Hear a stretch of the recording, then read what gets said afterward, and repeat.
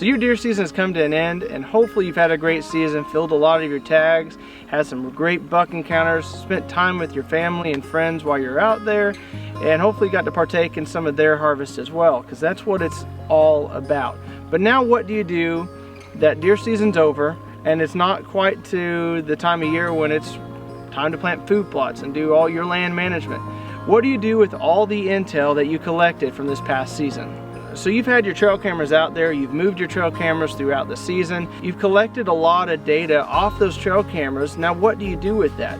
You don't want to forget about all that information basically that you collected and then start from scratch next year. So now it's time to start, pulling out your maps and trying to figure out where those hot spots were. Start pinpointing that on your maps. You can now move tree stands. You can at least pin where you want to put tree stands at next season. You can get in those areas even further out of season, start looking for those deer trails, especially late season when they're that feeding to bedding and all the leaves are down off the trees. Those deer trails get really established. You can really fine tune some of those travel routes. Also, you've collected a lot of data while you've been putting your boots on the ground.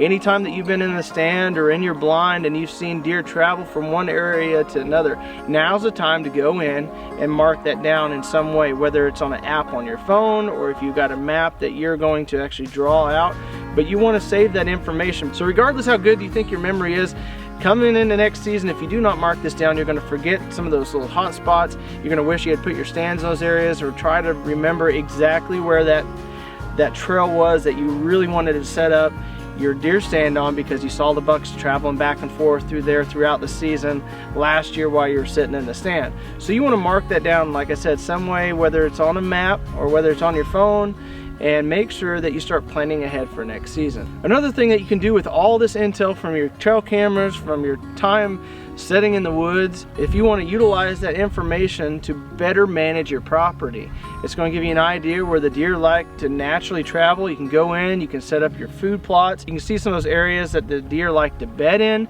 and go and enhance that bedding. You can go to some of those areas that the deer naturally travel around, go do some edge feathering and improve those areas that the deer are already naturally using, and just even better your chances of having deer in those areas next season. You can go ahead and start picking out that tree for your tree stand or that spot for your blind. There's always things to be doing out of season to prepare for next season to increase your chances of filling your tags. Now the intel that you're collecting doesn't have to stop that season is done. Keep your cameras out, keep them moving. As you do any improvements on your property, put the cameras up in those areas to see how they're transitioning and utilizing the improvements on your property. So keep your cameras out there 365 days a year to continue collecting that intel to better your chances for the following season.